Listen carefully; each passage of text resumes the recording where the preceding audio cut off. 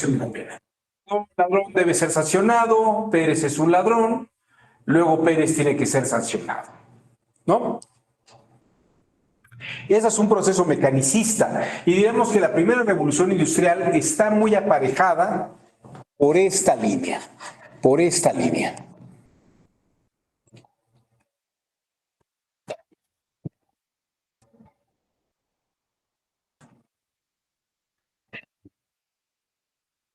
No sé si hasta aquí hay alguna duda, algún comentario. ¿No? ¿Vamos bien? Alejandro Marcelo, ¿todo bien? Yasmín Bazán, Sí, ¿todo doctor. bien? Excelente, excelente. Bueno, entonces quiero que vean ustedes, este proceso de mecanización tiene que ver con la lógica de la revolución industrial, de la primera revolución industrial. Hay una cosa que me gustaría señalar, y esto lo dice un economista norteamericano de principios del siglo XX que se llama Thorstein Veblen, que tiene un texto sobre la teoría de la clase ociosa en Estados Unidos. Dice que cuando hay un proceso mecánico, un proceso tecnológico, el resto de los saberes humanos digamos, se mimetiza con esa mecánica. Como lo que les acabo de decir, la revolución industrial que está mecanizada propiamente trae esta idea de sistematizarlo todo como si fueran silogismos, ¿no? En realidad la teoría en este sentido es que dependiendo del tipo de revolución industrial, la lógica del derecho o la lógica jurídica se modifica y opera bajo estos otros parámetros, ¿no? Entonces, esa es la primera revolución industrial, que es una revolución que tiene que ver con esta lógica de la mecanización y de la máquina de vapor. Si no hay dudas al respecto, vámonos a lo siguiente. Vamos a ver la segunda revolución industrial. La segunda revolución industrial es esta, que va de 1879 aproximadamente a 1914. Estamos hablando del periodo de la Primera Guerra Mundial, el inicio de la Primera Guerra Mundial. ¿De acuerdo?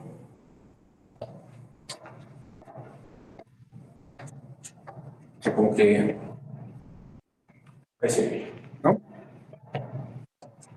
Al inicio de la Primera Guerra Mundial. Bueno, la segunda revolución industrial se caracteriza por la aparición de la electricidad y tiene que ver con el consumo masivo, ahí dice masivo, pero en realidad es el consumo masivo. Es cuando aparece la producción en línea, por ejemplo, del automóvil que desarrolla Henry Ford, ¿no? Que se hacen varios automóviles en línea. También se empiezan a hacer productos en línea, como lo que son muebles, paraguas, artículos, pero sobre todo cuando hablamos de la producción en línea hablamos de esta mecanización de hacer los faros, las llantas y dejar un producto terminado. Esto ocurre en la segunda revolución industrial y lo que es peculiar de la segunda revolución industrial es que cuando se da la producción en línea, se puede vender en grandes cantidades. La producción se puede vender en grandes cantidades. Vamos a decirlo en estos términos. Henry Ford tenía trabajadores en su fábrica, producían automóviles en línea, y ellos mismos, con lo que ganaban,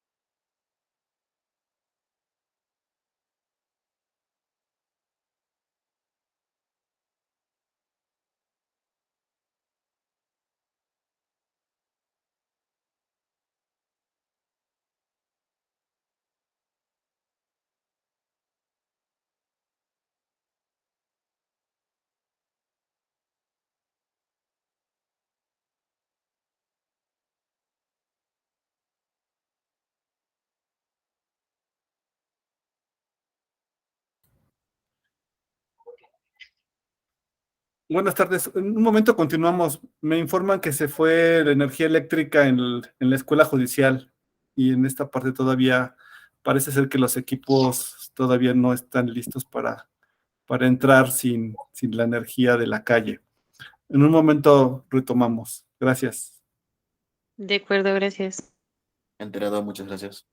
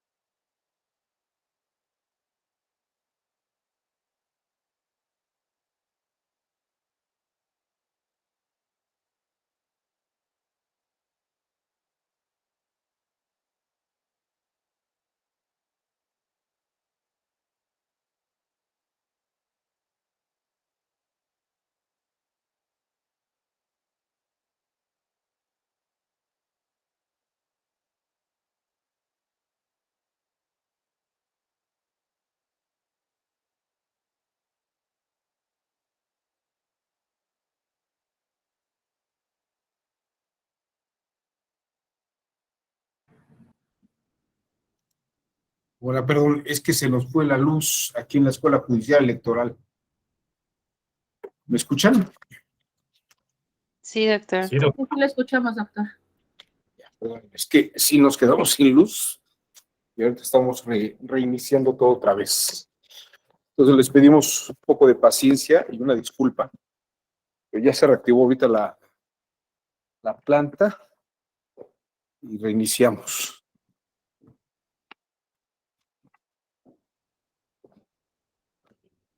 Es que tuve que venir por otra computadora para poder dar la sesión.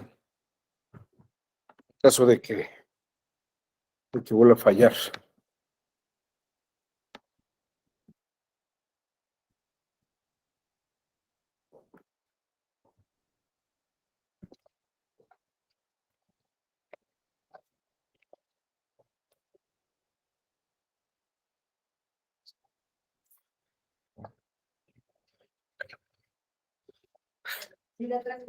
Sí, la traigo con pila.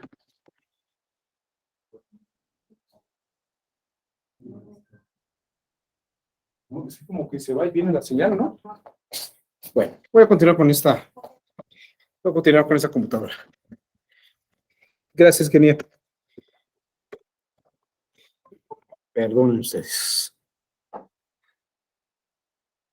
Nunca me había pasado que habíamos perdido esta señal. Qué pena con ustedes. Ya está. Es que como verán, tenemos un gran equipo aquí en la eje. Pero lamentablemente algo pasó el día de hoy. Y ya está. Bueno.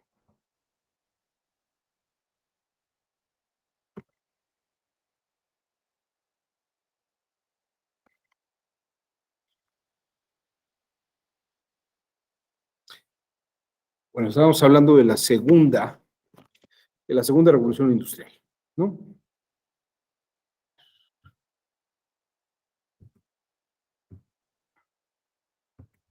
Ahora sí.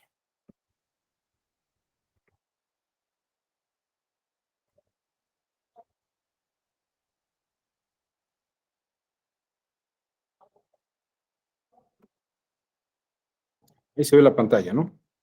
Estaba diciéndoles de la segunda revolución industrial que se caracterizó prácticamente por la aparición de la producción en línea, la electricidad, y tiene que ver con la revolución de las masas.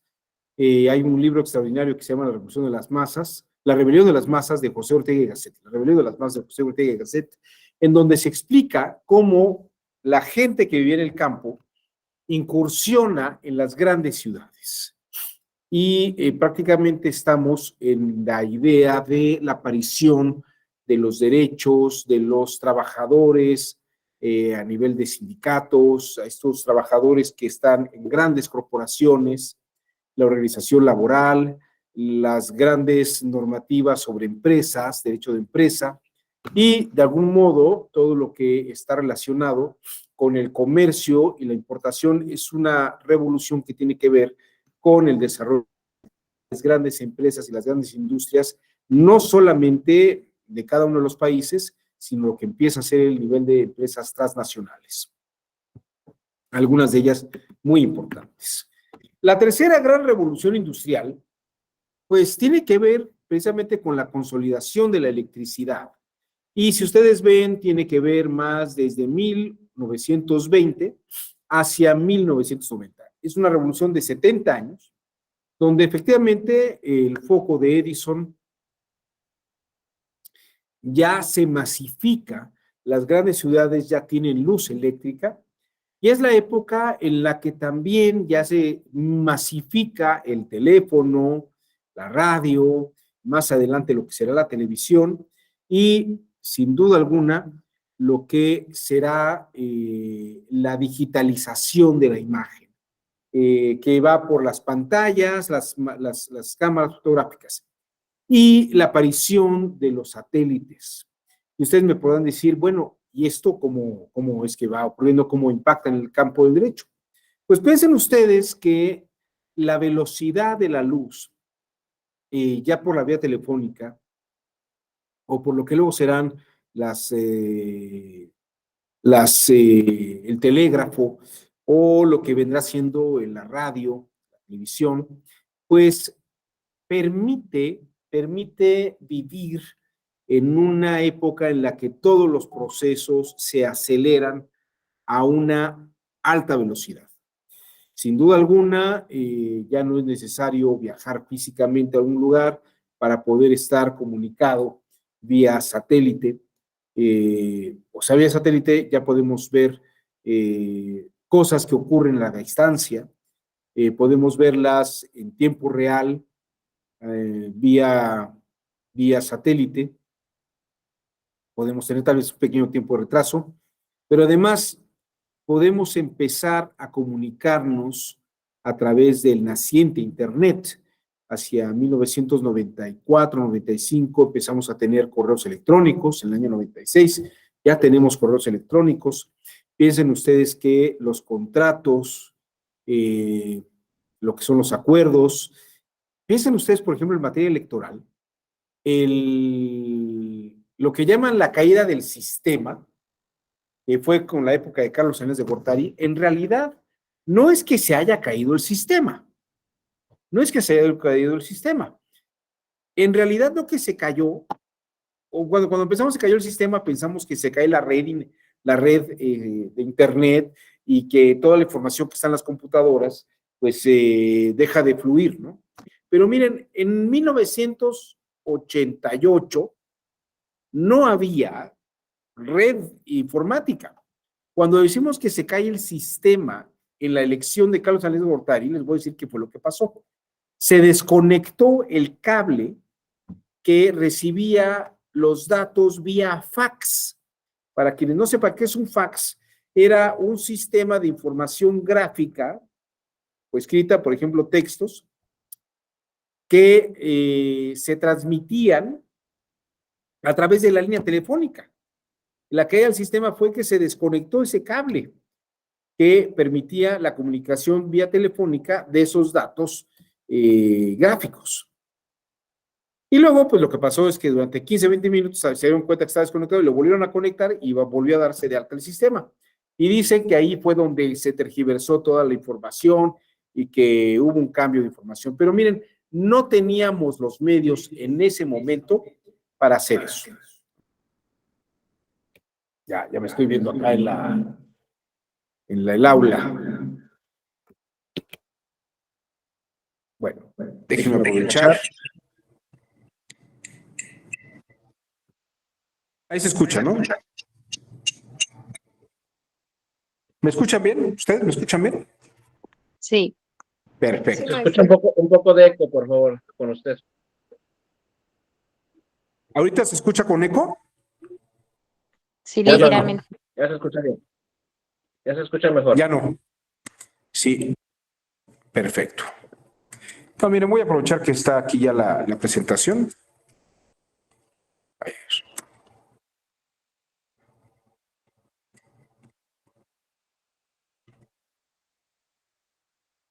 Así juego con las dos pantallas.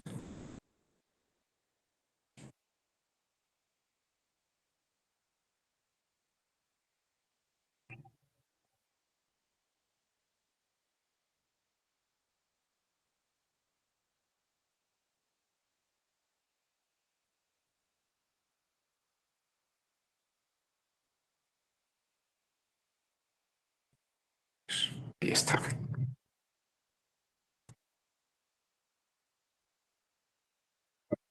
Ahí está. Estamos hablando sobre esta tercera revolución industrial que ya empieza a tener un impacto importante. Tenemos información en cámaras digitales, comunicación telefónica y también empieza la naciente computadora para lograr estas vías de comunicación. Ahora bien, vamos a ver qué pasa en la cuarta revolución industrial. Miren, lo que pasa en la cuarta revolución industrial es lo que estamos viendo aquí. El teléfono, en este aparato, en este teléfono celular, se reúnen por primera vez teléfono, se reúne computadora y cámara digital. E incluso podremos agregar hoy radio y televisión, aparte de algunas otras plataformas y aplicaciones, ¿no? Por ejemplo, Spotify. O sea, aquí ustedes pueden disponer de toda la discografía del mundo actual. De toda la discografía del mundo actual. Y aparece propiamente con la aparición del teléfono celular que algunos consideran el aparato más importante, el invento más importante después de la escritura, el teléfono celular, como el aparato que hoy nos domina como medio de comunicación, incluso como medio de trabajo. Ahora que se nos fue la luz, pues eché mano de mi teléfono celular, nada más que como no tenía actualizada la red, pues tuve que disponer de mi computadora, pero verán ustedes que tuvimos mantuvimos esta red. La cuarta revolución industrial utiliza medios digitales. Reúne, ya las cámaras fotográficas pues realmente son muy raras. Hay quien sigue fotografiando, pero porque en realidad hay tipos de lentes muy especiales que dan imágenes extraordinarias. Pero ya no necesitan ustedes tener la gran pantalla de computadora y la computadora, ni los aparatos de teléfono, ni tampoco las grandes cámaras, y mucho menos las computadoras. Bueno, ahora pueden ustedes tener acceso a varias pantallas simultáneamente a partir de este pequeño aparato que tienen ustedes, y incluso pues, tienen muchas cámaras simultáneamente para que tengan una alta resolución en sus imágenes. ¿Qué pasa con la era digital? Se aceleran, si ya los procesos se habían acelerado con el vapor y se había acelerado con la electricidad y la producción en línea.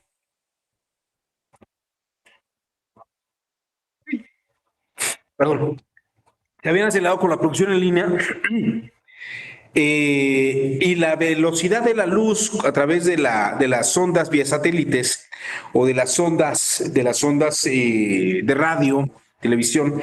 Lo que ocurre con la era digital es que esa comunicación se multiplica por miles de veces más.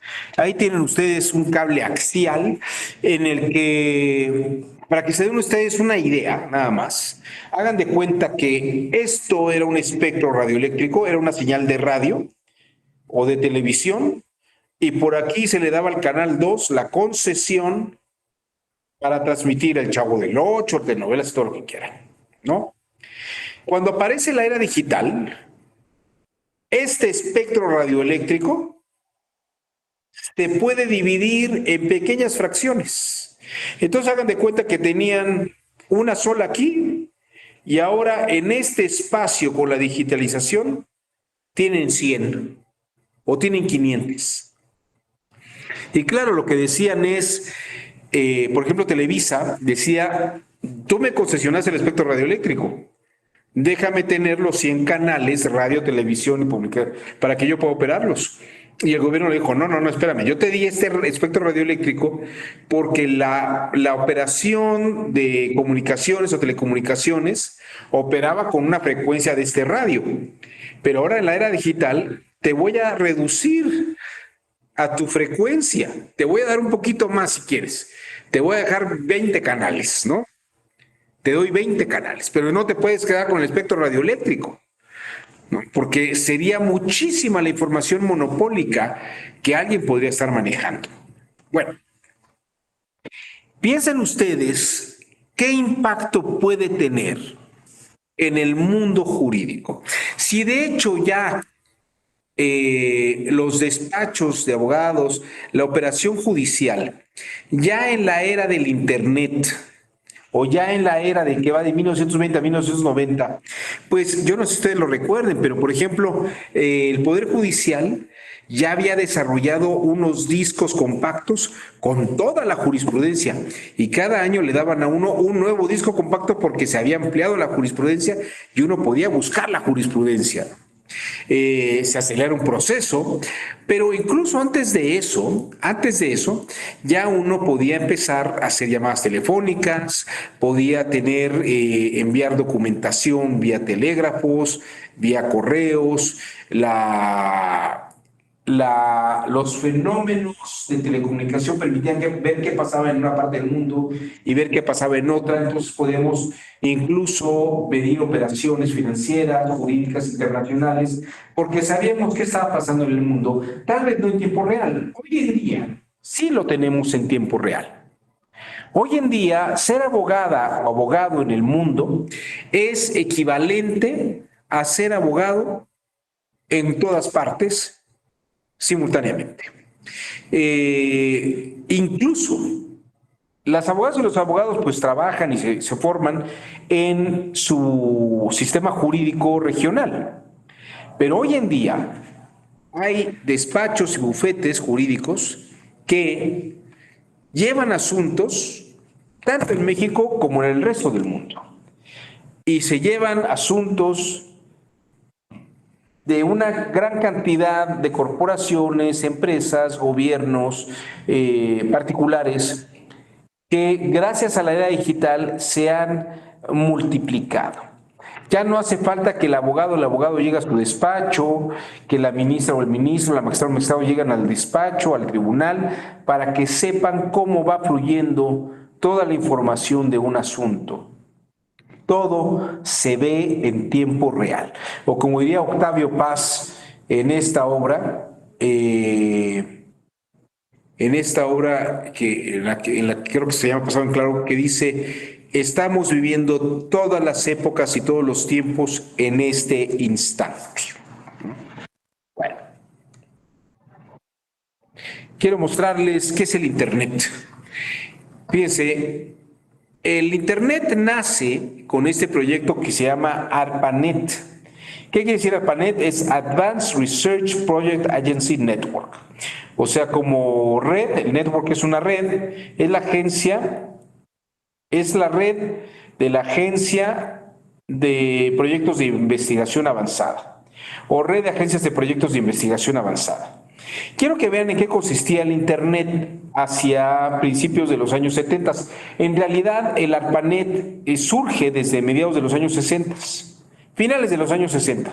Pero quiero que vean en qué consistía. El ejército y las universidades en los Estados Unidos se unieron. Aquí lo que ustedes pueden ver son las ciudades donde había grandes computadoras. Por ejemplo, miren, aquí en esta parte, en este punto donde está la flechita, ahí está el MIT, el Instituto Tecnológico de Massachusetts. Ahí dice 6. Y esa red se conectaba, por ejemplo, con el de la Universidad de Stanford, que está en este otro extremo del mapa. Ahí dice Stanford.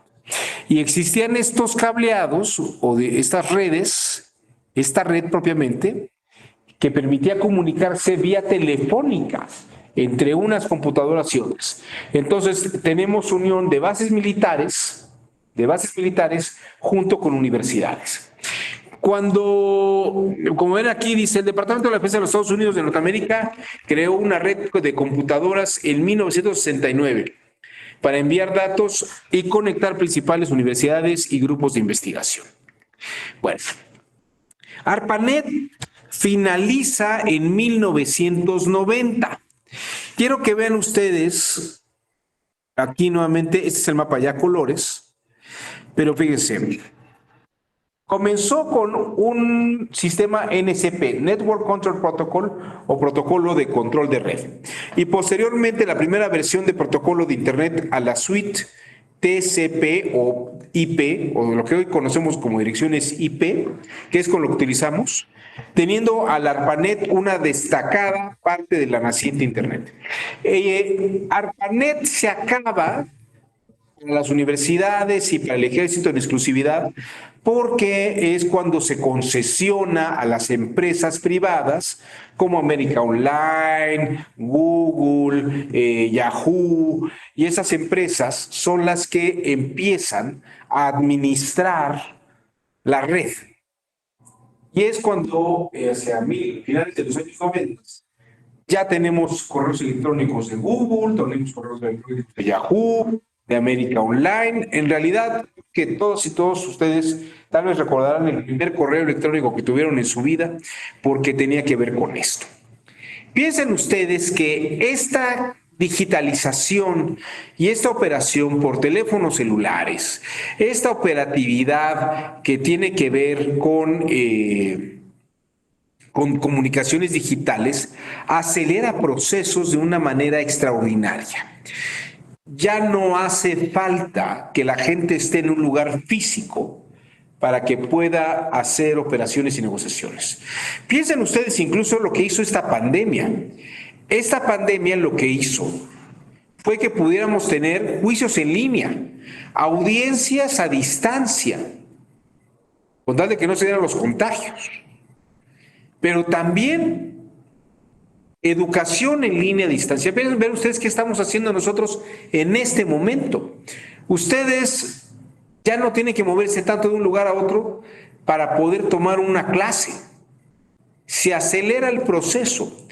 Y es más, no solamente se acelera, porque además ya no tienen que moverse, sino que optimizan la cantidad de tiempo y hacen más cosas ahora que están en sus oficinas o en sus casas y ya no tienen que desplazarse tal vez a la escuela judicial, ¿no? Podría ser muy lindo que luego vinieran aquí porque son unas instalaciones extraordinarias. Pero quiero que vean ustedes que la cuarta revolución industrial acelera procesos y digitaliza procesos.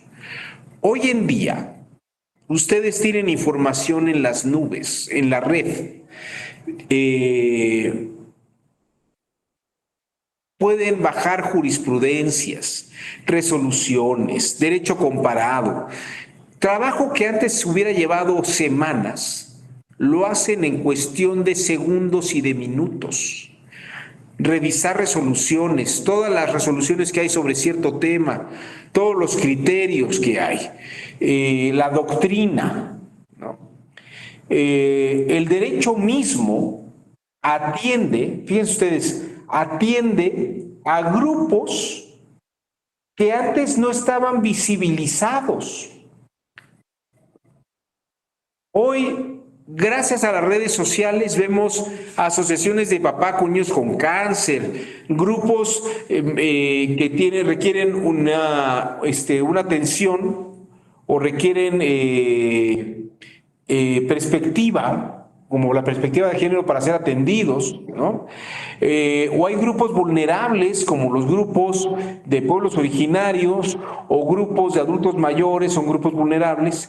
Y toda esta especialización y presencia, todos ellos se presentan y trabajan o trabajan o se presentan y hacen denuncia y participan en redes sociales. Todo este proceso se acelera gracias a la red. Hoy en día, a nivel global, hay 7.8 mil millones de habitantes. Bueno, creo que ya este dato es viejo. Hoy en día hay 8 mil millones de habitantes, ¿no? Creo que en enero alcanzamos los 8 mil millones de habitantes. De los 4, más de la mitad tienen acceso al Internet, ¿no? Más de la mitad tienen acceso al Internet. Y más de la mitad tienen acceso a redes sociales y a smartphones. O sea, todos estos proyectos que se están acelerando. Ahora bien, quiero que vean ustedes, en este entorno de la alta velocidad, les voy a mostrar algunos temas que han empezado a generar visiones de lo que podría ser el mundo y a qué nos estaremos enfrentando. Yo creo que, pues no sé si todos, pero creo que en los últimos 4 años ha habido una proliferación de estos dispositivos en el hogar, ¿no? Algunos son Alexa, otros son Google, ¿no?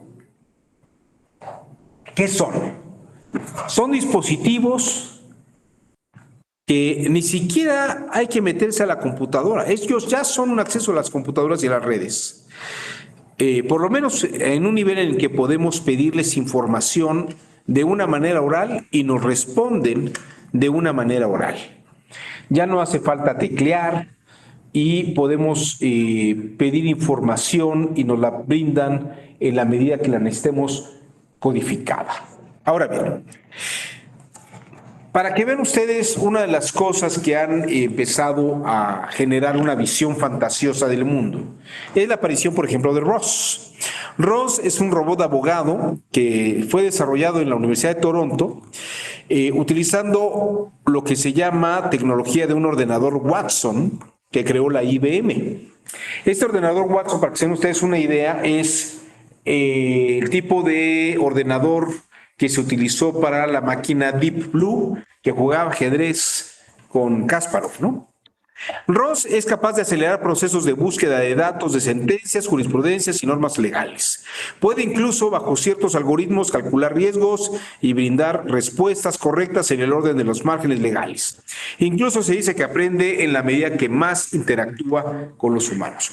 Y hoy tiene mucho que ver con lo que desde hace un par de meses llamamos inteligencia artificial, donde ustedes le piden a ciertas plataformas que elaboren un proyecto, un documento con tales características y la inteligencia artificial lo redacta, ¿no?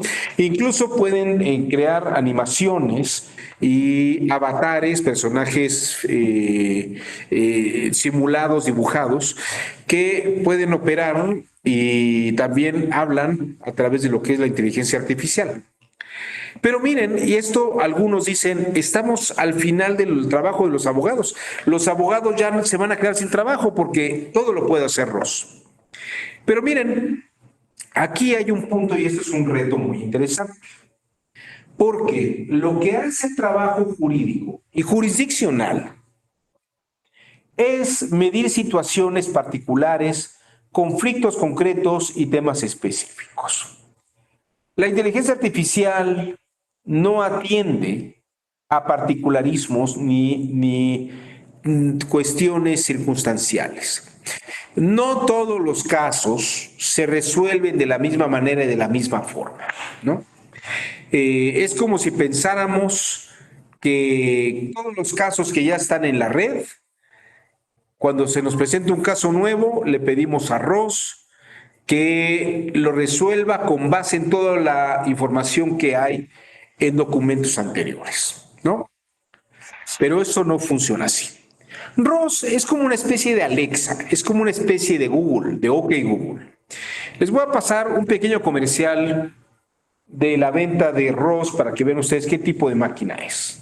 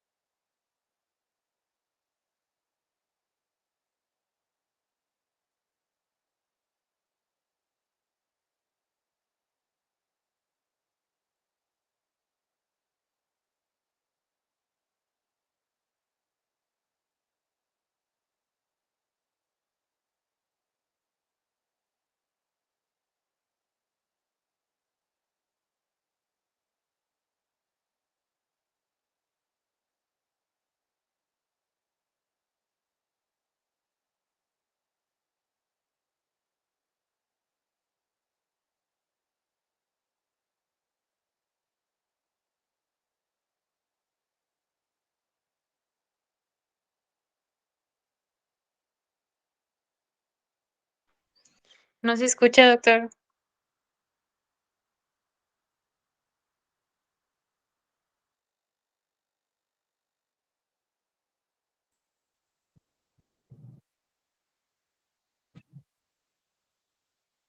A ver, Ahí ya. ¿ahí se escucha mejor? ¿Ahí sí me Sí. escuchan? Perdón. Es que para que pueda pasar el video, el audio del video, necesitaba que apagar el audio de los micrófonos, utilizar esto. Bueno, ¿qué es lo que quiero decir con esto? ¿Qué es lo que quiero decir con esto? ROS es un aparato que nos puede aportar información rápidamente. Incluso nos brinda información a una velocidad que jamás habíamos pensado que podía ocurrir.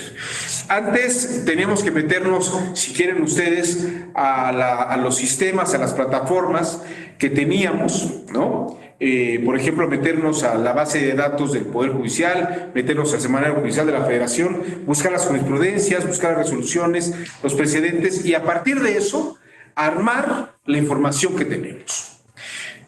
Pero eso no quiere decir que se resuelvan los casos particulares.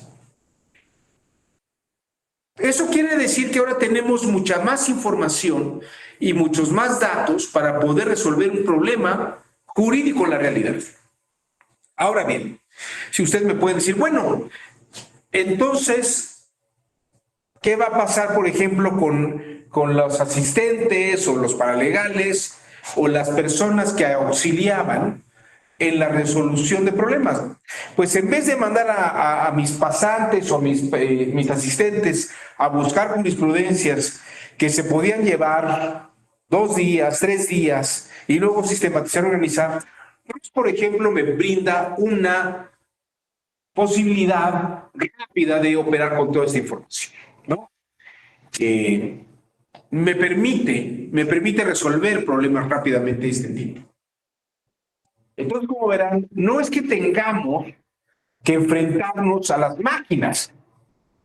No es que la inteligencia... Imaginen ustedes que le dicen a la inteligencia artificial, hazme un contrato.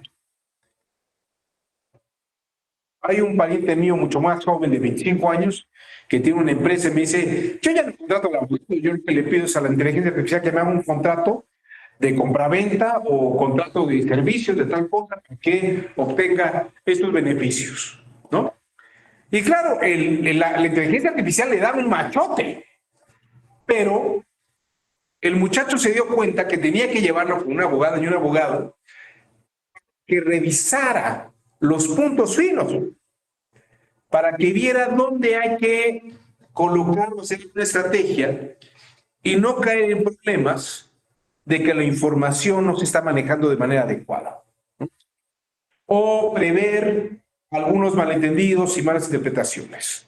Es decir, la computadora y el sistema digital pueden hacer opciones, pero atención, esto no nos soluciona los problemas. Entonces, uno de los grandes retos que tenemos que enfrentar en el mundo jurídico hoy en día, les diría, es evitar la apatía del aprendizaje y obviamente desarrollar otro tipo de competencias. No se trata ya de dar todos los artículos del código y que las y los estudiantes se los aprendan de memoria, porque ya eso lo hace la computadora, ¿no? Pero sí tienen que entender los artículos de la ley. Tal vez no saber su memoria, pero sí entender cómo articular la ley, cómo adecuar los artículos a resoluciones de problemas concretos. Y esto es una forma de educación que tenemos. Porque siempre era, los exámenes que ustedes veían, eran repetir o decir qué decía la teoría tal, cuál es la definición de derechos humanos, cómo es el proceso electoral, cómo es el proceso de la materia procesal electoral, cuáles son las instancias, cómo operan, ¿no? Y entonces uno tendría que aprender todo eso de memoria, pero hoy en día ni siquiera hay que aprender eso de memoria. Hay que entender el esquema y verlo operar. Pero además, cuando yo tengo estas operatividades de computadoras y estas velocidades de información, quiere decir que mi mente puede operar y concentrarse en cosas más importantes. Y yo les diría que precisamente el mundo jurídico tiene que aprender a razonar con mucha más información y con muchos más datos de los que teníamos. Tenemos que aprender a operar en la complejidad de datos. Y obviamente los servicios jurídicos varían. Y además hay otra serie de cosas que les diría que más que un reto a la abogacía, quiero que piensen ustedes en un reto para el Poder Judicial. El reto del Poder Judicial consiste en que hoy en día las y los operadores jurisdiccionales tienen presencia en redes. O lo que se diga que hagan, o lo que se resuelve, o en lo que participan, prácticamente se sabe en tiempo real. Incluso, vean ustedes que el día de hoy podemos estar juzgando la actitud y la presencia de una ministra de la Suprema Corte de Justicia, porque gracias a que haya información digitalizada, podemos revisar algo que ocurrió hace 30 años, que fue el que ella haya presentado una tesis y se haya graduado, se haya titulado y haya obtenido su título a partir de una tesis que aparentemente tiene rasgos de plagio. No solamente eso, piensen ustedes lo siguiente. Y este es un tema que precisamente trataba, por ejemplo, el magistrado Felipe de la Mata y el magistrado presidente Reyes, cuando se plantean las y los jueces deben de tener presencia en redes, en Twitter. De hecho, fíjense que hace 3 años, no, hace 4, hacia el 2019, se planteaba la pregunta y la Corte resolvió que las y los servidores públicos no pueden bloquear seguidores. Precisamente, las redes sociales son una forma de interactuar. Y no hay cosas que no quedan del todo claras si debería o no debería haber esos canales de acercamiento a la población. Mientras que el ministro Saldívar hacía TikToks, la ministra Piña no los hace.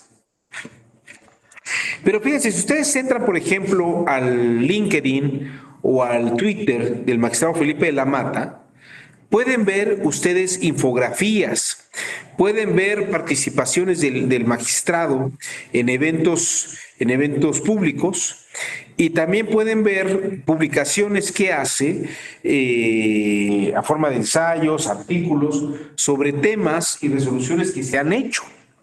Hoy en día, por ejemplo, ya no es solamente la sentencia, sino que la actividad jurisdiccional se expande a la proyección y la exposición de la información a través de redes. Claro que esto no está definido todavía. No existe un estándar ni una metodología única. No existe una metodología única. ¿Cómo debe comportarse la ministra, el ministro, la magistrada o el magistrado? Yo no sé si ustedes han tenido la oportunidad de ver el nuevo código de ética del Tribunal Electoral del Poder Judicial de la Federación. Es el código modelo en el que ya tenemos pautas de comportamiento para las y los operadores jurisdiccionales en redes o en el Internet.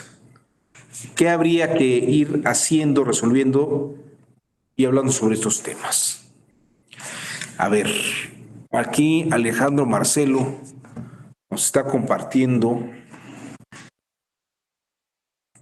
Miren, aquí está precisamente, gracias Marcelo, libertad de expresión. A ver, déjenme compartirlo. La sentencia, bueno, la resolución. Vamos a ver, ahí está.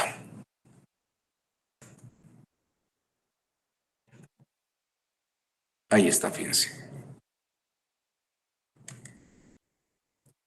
Libertad de expresión y derecho de acceso a la información en redes sociales de Internet. Cuando un servidor público utiliza una red de este tipo como medio de divulgación de sus actividades y como vehículo de comunicación con los gobernados, está obligado a permitir a sus seguidores el contacto en su cuenta y a no bloquearlos para sus opiniones críticas, salvo que su comportamiento sea constitutivo de abuso o de un delito, ¿no? Fíjense, esta y además es de, yo decía 2019, ¿no? Es de septiembre del 2020. Bueno, muchas gracias. Ahí tienen ustedes esto precisamente. Bueno, el Poder Judicial nunca se había metido en un tema de esta naturaleza.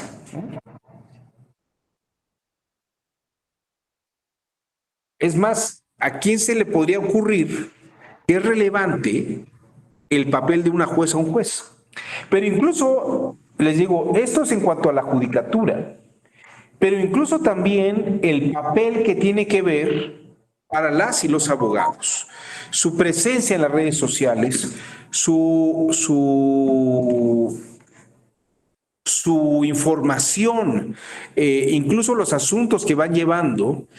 Y un poco, por una parte hay quien lo utiliza como tema de comercio, pero también piensen ustedes que en YouTube o en Twitter o en Instagram se pueden ir presentando actividades de las y los abogados dentro de sus actividades profesionales.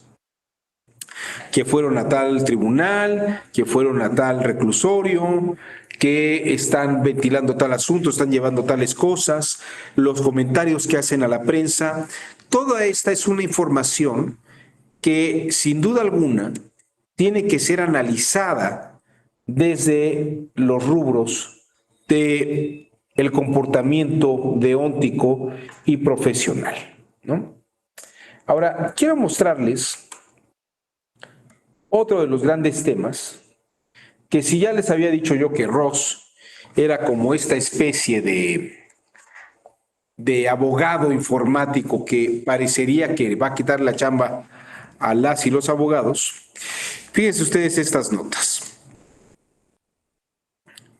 Es una publicación que se llama The Technologist, luego de derecho, ¿no? El tecnolegalista, por decirlo así, por traducirlo de alguna manera. En Estonia se preparan para tener jueces robots basados en inteligencia artificial. Ciertamente, desde el 2018, un poquito antes, ya empezamos a ver la presencia de este tipo de cosas. Y sí, efectivamente, ya hay resoluciones computarizadas, pero les diría que son sobre todo de carácter administrativo. Son operaciones administrativas donde no hace falta tanto hacer una operación discrecional en un primer momento. Por ejemplo, este señor Ott Welsberg, que creo que tiene menos de 30 años, o menos de 40 años, esta nota es de junio 12 de 2019. Este joven fue contratado por el gobierno de Estonia para diseñar todos los programas en materia administrativa e implementación de resoluciones administrativas vía computadora. Sobre todo procesos que son mecánicos, administrativos. Ya si hay que hacer algún ajuste o hay que alegar algún punto en particular, pues en todo caso ya se va a una segunda instancia donde ahí ya lo atiende un ser humano. Y claro, yo les diría, esto le está quitando trabajo a los jueces, a seres humanos. Es como los boletos de estacionamiento. Antes los entregaba alguien a la entrada del estacionamiento y los cobraba alguien a la salida del estacionamiento. Ya no hay nadie ahí, ¿no? Ahora ustedes tienen un boleto, lo toman solos, lo meten en una máquina, lo pagan o por aplicaciones ya y salen. Ya no hace falta alguien a la entrada o a la salida del estacionamiento. Hay algunas personas, pero solamente para temas de que se atole el boleto, que se haya digitalizado, se haya imantado y haya perdido su calidad. Es decir, hay segundas funciones. ¿Qué quiere decir? Que el trabajo humano está para realizar operaciones que la computadora no puede hacer. Medir situaciones donde hay que hacer ponderación, ver situaciones donde hay que tomar en cuenta circunstancias, atenuantes, ¿no? Todo esto no lo hace la computadora. ¿Por qué? Porque la computadora no tiene estas habilidades y cualidades de medir situaciones en circunstancias simbólicas de las partes. O en circunstancias que son significativas para las partes de cierta forma. Una computadora no puede medir, puede calcular, si quieren ustedes, una pensión alimenticia, pero una computadora no se puede meter a medir situaciones más complicadas, ¿no? En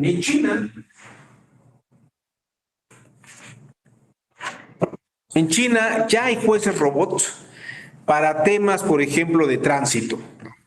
Las cámaras de tránsito ven qué automóviles van a alta velocidad, qué automóvil está chocando en qué parte, quién se está pasando un semáforo, quién está yéndose en sentido contrario. La máquina lo detecta y lo sanciona inmediatamente. Ya si hay que hacer alguna aclaración o alguna consideración que pueda ser excepcional, pues ya que lo atiende un humano, pero en una segunda instancia, en un segundo nivel. ¿Qué quiere decir con esto? ¿Estamos perdiendo el control del derecho? Yo les diría no. Estamos dejando de hacer funciones básicas para ocuparnos de operaciones más complejas, más abstractas, en donde podemos ocupar más nuestra atención, ¿no? Hombre, no porque ya no haya alguien que nos dé el boleto en el estacionamiento y nos cobre a la salida, la humanidad está perdiendo oportunidades. En todo caso, lo que está ocurriendo es que la humanidad tiene que moverse a otros niveles. Si una persona quiere un trabajo, fíjense que esto es muy interesante. Jurídicamente hablando, parecería que el trabajo básico está dejando sin empleo a mucha gente. Pero en realidad lo que se estaría pensando es que la gente que estaba haciendo el trabajo básico, la máquina lo hace y esta gente tendría que estar en otro nivel. Tendría que pasar a otro nivel. Y los que estaban en este nivel pasar a otro nivel. Es decir, la posibilidad de la máquina nos pinta el suelo más lejos para nosotros. De tal manera que la función básica a nivel de piso lo hace la máquina y nosotros podemos ir trabajando a otros niveles mucho más complejos y más abstractos. Ciertamente, trabajos elementales tendrían que ser solamente supervisados por seres humanos. Y el trabajo jurídico, el trabajo jurisdiccional, pasa a otro nivel. Pasa a otro nivel. Ahora, esa complejidad de nuevos asuntos que hay que ver, pues obviamente la máquina nos puede dar todos los datos de precedentes, pero hay que hacer un trabajo fino de revisión sobre todos esos datos. Y yo les diría que lo que pasa es que se acelera el trabajo. Lo que pasa es que se acelera el trabajo. Si antes para ver un asunto me llevaba un mes, tal vez, o vamos a pensar en los tribunales y en los juzgados, la cuenta que se le da a una secretaria o secretario de estudio, más o menos en promedio, son de 3 asuntos a la semana, ¿no? Si no hay sobrecarga. De 3 asuntos a la semana, 4 asuntos a la semana, en un juzgado federal. Pero miren, cuando se acelera este proceso, tal vez ya no son 3 asuntos a la semana, pueden ser 5 o 6, porque el trabajo básico lo hace una máquina. Y el trabajo que hacía la secretaria o secretario de estudio, que era recopilar la información y organizar de cierta manera, ya la puede hacer una actuaria, un actuario, ¿no? O un oficial colaborando, aparte de lo que tiene que hacer el oficial y el actuario.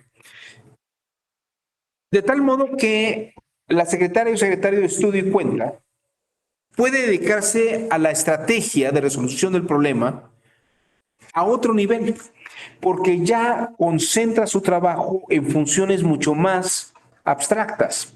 Y todo lo que era el trabajo material, ya con la aceleración de una máquina, lo permite. Claro está que obviamente uno de los grandes retos es la nueva capacitación y la elaboración de estos nuevos niveles de desarrollo. Las computadoras en China, les decía, revisan temas de tránsito, ven temas de fraude con tarjetas de crédito y además dictaminan veredictos sobre robos, pero robos menores, ¿no? Y les decía, tal vez una primera instancia que da muy básico la operación. El primer tribunal de Internet de China se estableció en Guangzhou, o sea, en Cantón, en 2017. Entre marzo y octubre de 2019 se atendieron 3.1 millones de actividades legales a través del sistema judicial. Y los abogados y las abogadas que los impugnan están en segundas instancias, que se registraron como abogados de sistema, y son 73,000 abogadas y abogados que apelan a asuntos de resolución de una primera instancia. Se han acelerado los procesos. La máquina permite juzgar más rápido casos de primer nivel y ya el humano trabaja en un segundo nivel. ¿Qué quiere decir? Que tenemos que desarrollar un segundo nivel de actividades y de razonamiento. Hace unos días, y esto para que vean que todo esto está ligado, hace unos días se presentó la propuesta de ley, bueno, no una propuesta de ley, es una propuesta, bueno, sí, de ley nacional de regulación de medios alternativos de solución de controversias.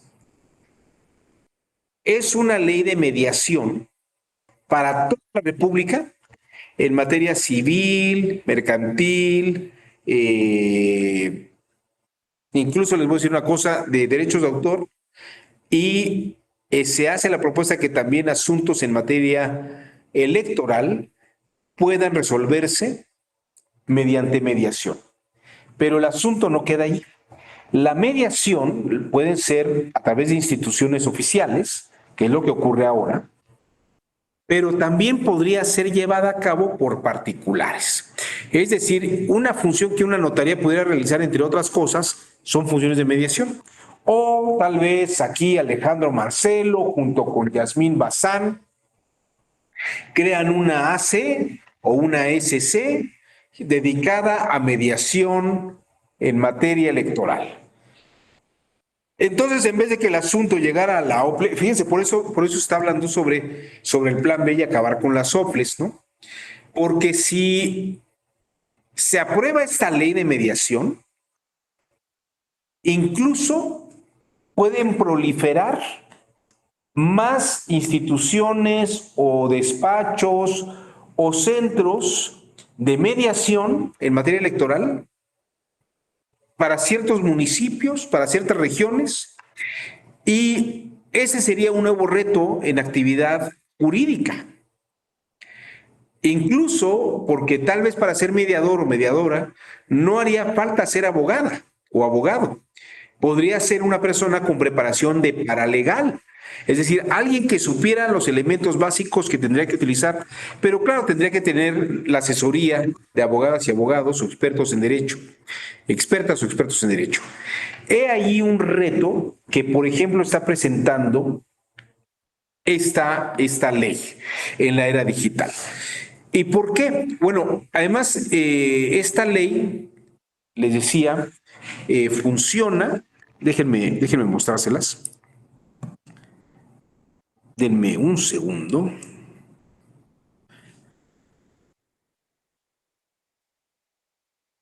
Acá está. Miren, les voy a dar el título. La envió la senadora Olga Sánchez Cordero, pero a mí me asombró mucho leerla. No sé si vaya a prosperar, porque el hecho de que prospere esa norma, obviamente podría cambiar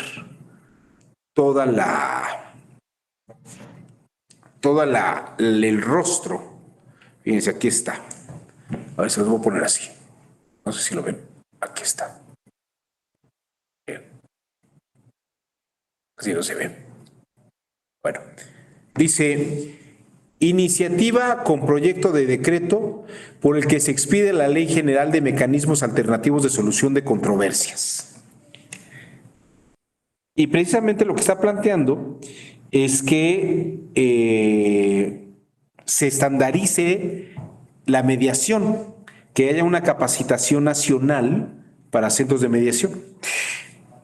Obviamente, piensen ustedes la cantidad de capacitación que tendría que darse, la cantidad de gente que tendría que capacitarse, la cantidad de mediadores, y obviamente un reto de la abogacía sería capacitar a un número grande de expertas y expertos en mediación para llevar a cabo estas nuevas operaciones jurídicas, que no va a ser una computadora, porque si estamos hablando a nivel de mediación, estamos hablando de resoluciones en las que tendríamos que tener la sensibilidad de llegar a acuerdos y resolver con base en los intereses de las partes. Pero quiero que vean ustedes que estamos enviando los asuntos a otro nivel.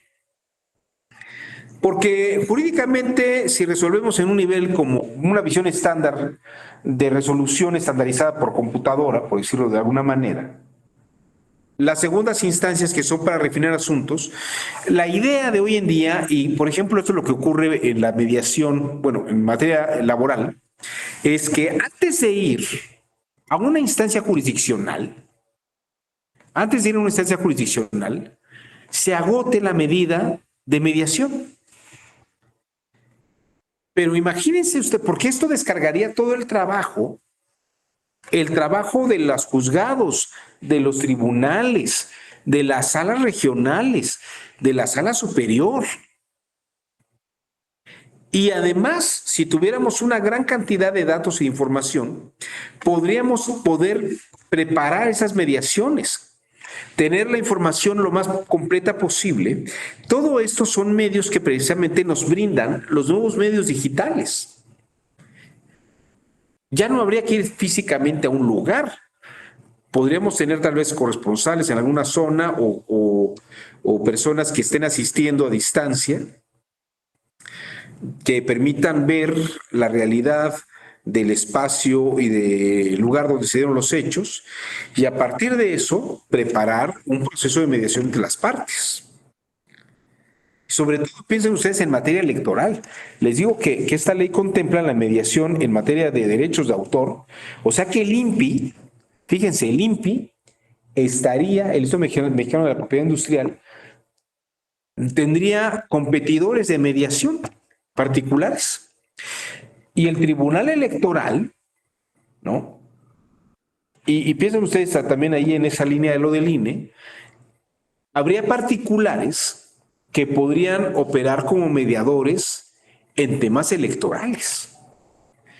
Ya no tendríamos que limitarnos, y no es que esté yo a favor o en contra del plan B, sino que entiendo que esto no es solamente una decisión arbitraria como se podría pensar. Creo que tiene que ver con esta ley que permitiría desarrollar estas otras áreas para que no se saturaran los tribunales, los juzgados, los medios de solución judicial de resoluciones de conflictos. Y además, con la disposición de la era digital, se pueden acelerar todos estos procesos de tal modo que lo que llegara ya, fíjense, lo que llegaría, por ejemplo, a una sala regional, después de una mediación, ¿no? O de un intento de mediación, sería como si fuera una primera gran sala superior, ¿no?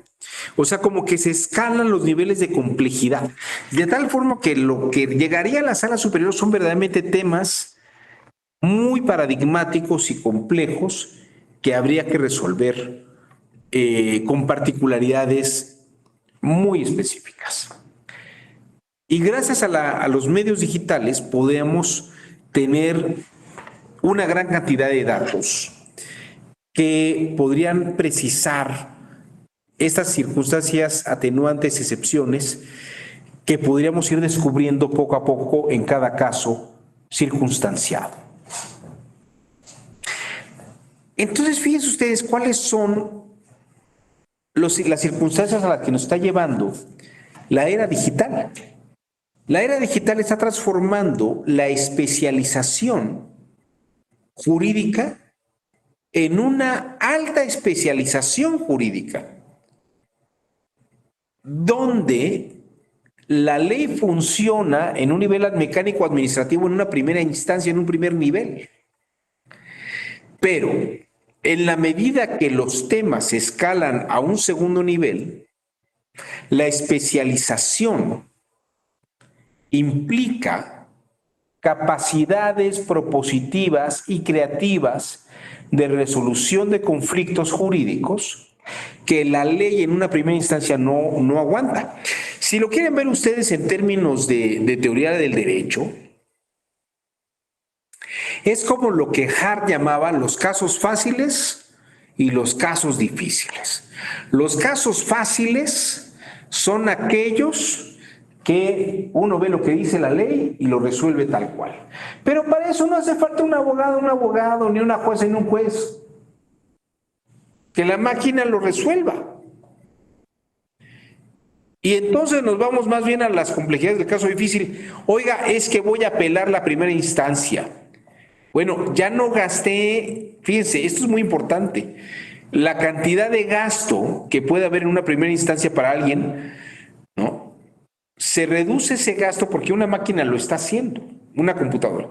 Y pasamos a un segundo nivel donde hay que refinar. Si en la primera instancia la gente está contenta, qué bueno, la máquina lo hizo. Pero si hay que ir a una segunda instancia para resolver el problema de una manera más compleja, entonces lo que se está gastando en personal jurisdiccional que valga la pena para resolver no problemas fáciles, sino resolver problemas más complejos, ¿no? Y si llega a la sala superior, todavía que sea en una complejidad mayor y por un tema de que se quiera apelar o quejarse ante la resolución o una revisión, ¿no? Pero estamos llevando el derecho a un nivel todavía más sofisticado. Y el trabajo humano está buscando alternancias como el de la mediación. A ver si pueden ustedes echarle un vistazo a esta normativa que está presentándose. Y obviamente, este mundo jurídico está presentando nuevos cambios. Incluso les diría que en los despachos y las firmas de abogadas y abogados, las operaciones también están cambiando. Las funciones están cambiando, incluso más allá del campo legal. Yo no sé si les he platicado esto, pero se los platico. Fíjense ustedes qué interesante. En Estados Unidos, algunas firmas de abogadas y abogados, cuando un asunto llega a un juzgado, un tribunal, y saben que hay una jueza, un juez, una magistrada, un magistrado, que es fulano, fulana de tal, lo que hacen los despachos, como ya tienen toda esta operación y los pasantes ya funcionaron vía digital y sacaron un montón de cosas, lo que hacen es investigar las resoluciones de esa jueza o de ese juez en temas parecidos a los que están atendiendo o los que está llevando la firma. Y lo que hacen es un estudio de un perfil psicológico, tratando de entender cómo razonaban o cómo razonaron las juezas y los jueces, las magistradas y los magistrados, ciertos asuntos con ciertas características. ¿Qué argumentos consideraron como predominantes? ¿Qué consideraron que fuera secundario? ¿Qué consideraron que no fuera pertinente y qué sí es pertinente? ¿Qué aspectos de la ley consideraron como relevantes para solucionar el caso? ¿Y con qué adecuaciones las llevaron a cabo? Entonces, lo que hacen los pasantes y las pasantes es un estudio de perfil jurídico, jurisdiccional. Fíjense, no es el trabajo de recopilar las leyes y sacar los datos, no. Estamos en el nivel de organización de pensamiento y de estrategia jurídica a partir de modelos epistémicos de resolución de asuntos jurídicos, por decirlo de alguna manera. El trabajo se está sofisticando, ¿no? Si llega el asunto a la sala superior y es Janino Tálora la que va a resolver el asunto, la que tiene el asunto en su cancha, ¿no? En su ponencia. Lo que hacen los expertos es mandar a la gente a revisar los asuntos que ha resuelto semejantes a este asunto, para que la estrategia, los alegatos, vayan en una dirección u otra que sea empática con lo que ha resuelto la magistrada. Ya no se quedan al nivel del trabajo normativo, como queriendo operar el derecho en sí mismo, sino es pensar el derecho como lo piensa un ser humano. Porque si le hubiera llegado tal vez el caso a Fuentes Barrera, a lo mejor el perfil de resolución es distinto. Pero esto una computadora no lo ve. Una computadora, usted no le pueden pedir a la inteligencia artificial, dame los perfiles cognitivo-jurídicos de la magistrada Janino Tálora, o dame el perfil cognitivo de resolución de problemas del magistrado Fuentes Barrera, ¿no? Dame los estándares de valoración del magistrado Felipe de la Mata Pizaña. La inteligencia artificial no lo hace. A lo mejor nos arroja datos. Le pedimos a Ross, júntame todos los casos que ha llevado el magistrado Felipe de la Mata sobre estos asuntos, ¿no? ¿Qué encuentras como comunes denominadores, tal vez? A ver si la máquina encuentra algo. Pero a veces no está escrito de la misma manera y hay que sentarles a leer y revisar y hacer toda esta estrategia mental de otra forma. Es decir, la forma de resolver asuntos jurídicos está elevándose a un nivel distinto. Es otro nivel donde no es ver qué dice la ley y cómo voy a tratar de que se interprete, sino cómo la han interpretado las y los magistrados. Y cómo podría yo presentarla de una manera empática para que me sea dada la resolución en beneficio a mis pretensiones. Este es un reto, no que me está dando la era digital, sino una oportunidad de repensar la resolución de problemas en otro nivel. La era digital me permite resolver problemas de talacha jurídica de una manera rápida, donde mi pensamiento o el pensamiento de los operadores jurídicos está en un nivel más complejo. Bueno, yo hablé bastante. Comentarios sobre lo que he estado exponiendo el día de hoy. No sé. ¿Usted qué piensa, Yasmín? ¿Qué piensa de todo lo que he dicho el día de hoy?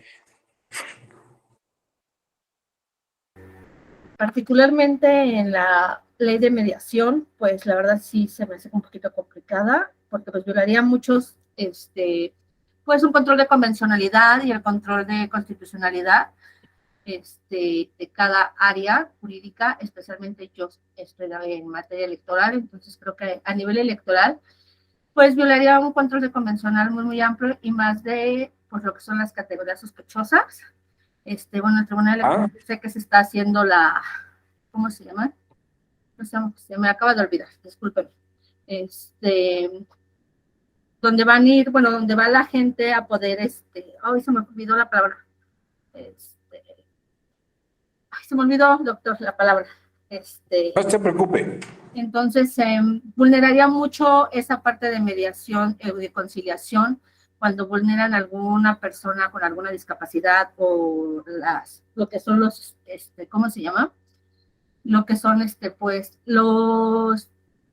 sí, categorías sospechosas más que nada, vulnerando y llegar a una conciliación, una mediación, se me hace absurda, porque violentan muchos, pues, el control de convencionalidad y constitucional de parte de ellos, ¿no? Creo que sería una aberración de parte ahora sí que, de los senadores que la pudieran aprobar. Yo la verdad estaría totalmente en contra y seguiría en contra del plan B. Ahora, fíjese, esto que usted dice parecería que entraría en una serie de conflictos y de factores de corrupción más fáciles, ¿no? Sí, claro, porque sería más fácil. Yo estuve hace 4 años trabajando ahí en el Tribunal Electoral en Sala Superior, pero yo estuve en protección institucional. Éramos los ojos y todo del Tribunal Electoral. Me tocó ver cómo en protección a los derechos político-electorales de las personas, ¿cómo se llama? Ahí se me fue el nombre.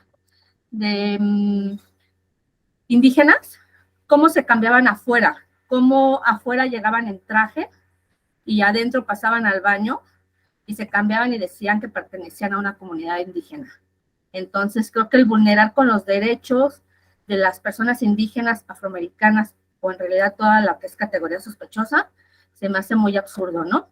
En materia de derechos humanos, existe un curso que es de mediación de conflictos en materia pública, entonces todos tendríamos que tomarlo, ¿no? O sea, entonces no creo que toda la gente tenga el tiempo para tomarlos, ¿no? Entonces, yo viendo eso con mis propios ojos, cómo vulneras desde hace 4 años los derechos de las personas, la verdad se me hace absurdo, ¿no? El decir que vas a ayudarlos y al final del día, pues, no eres una persona honesta, ¿no? La ética al final del día, ¿no? Muchas gracias, Yasmín. ¿Usted qué piensa, Teresita de Jesús? ¿Usted cómo lo ve? Pues es que sí está bien complicado, maestro. Hablando de las tecnologías y cómo se supone que pudieran venir a ayudar al sistema electoral, también vemos cómo se viciaría demasiado. Hace un momento hablaba, bueno, yo no recuerdo que me tocara la cuestión de cuando se cayó el sistema con lo de Salinas y que de alguna manera me vengo enterando por usted. Realmente qué fue lo que pasó. Lo único que oí es que me cuentan, ¿no? Mis papás que se cayó el sistema y que desde ahí se veía que esta parte digital no iba a funcionar.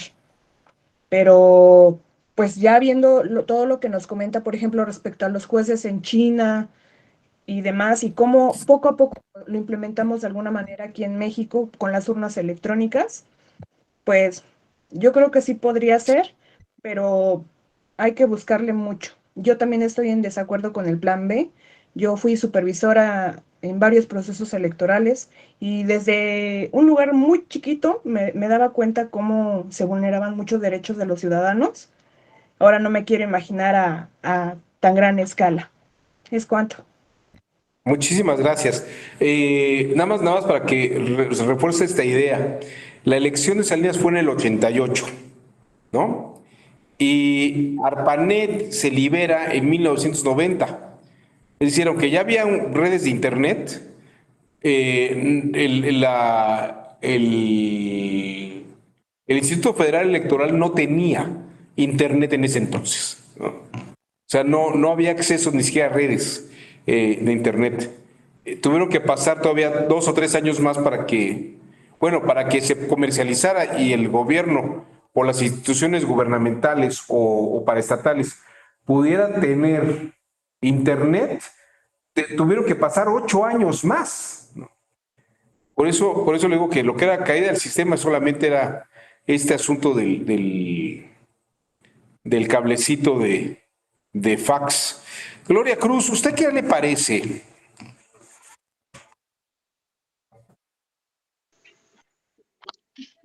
Buenas noches, estimado doctor. Un gusto saludarlo nuevamente. Muy interesantes sus clases, como siempre. No había podido ingresar en la semana pasada ni ahorita a tiempo, entonces no escuché la primera parte, De lo que sí tuve el gusto de escuchar es el planteamiento que usted hace con respecto al avance tecnológico, ¿no? De cómo hemos podido llegar a esas maquinitas, como usted decía, de los estacionamientos y que no necesitamos una persona ahí, ¿no? Sino que metes la tarjeta, sacas la tarjeta.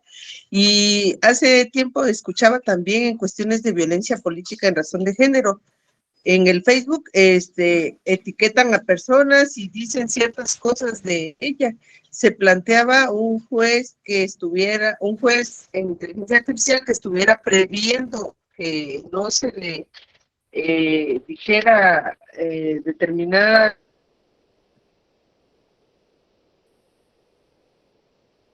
Ay, qué pena, ya perdimos la señal de Gloria.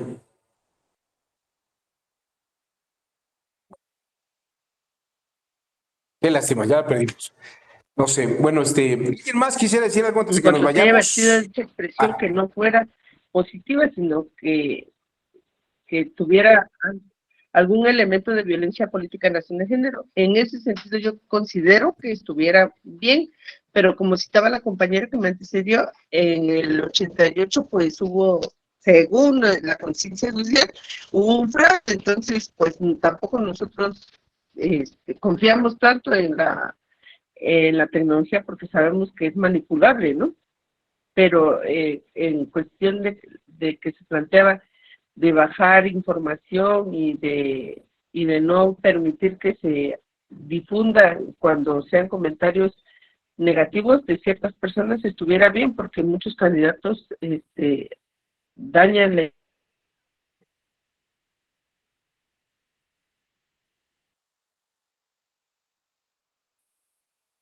Bueno, fíjense que ahorita lo se que pudiera reportar a un ministerio público para su puntual seguimiento, entonces considero que esa idea estuviera muy bien que se aterrizara. Muy bien, muchas gracias, Gloria. Héctor. Que tengan buena noche. Gracias. Hay cosas que no le escuchamos porque se cortó un poco la señal y a mí me da pena porque también aquí nos quedamos sin luz al principio de la sesión. Miren, el día de mañana voy a comenzar platicando otro de los grandes retos. Tal vez más que un reto, que también vuelvo a decir, tal vez más que retos son oportunidades.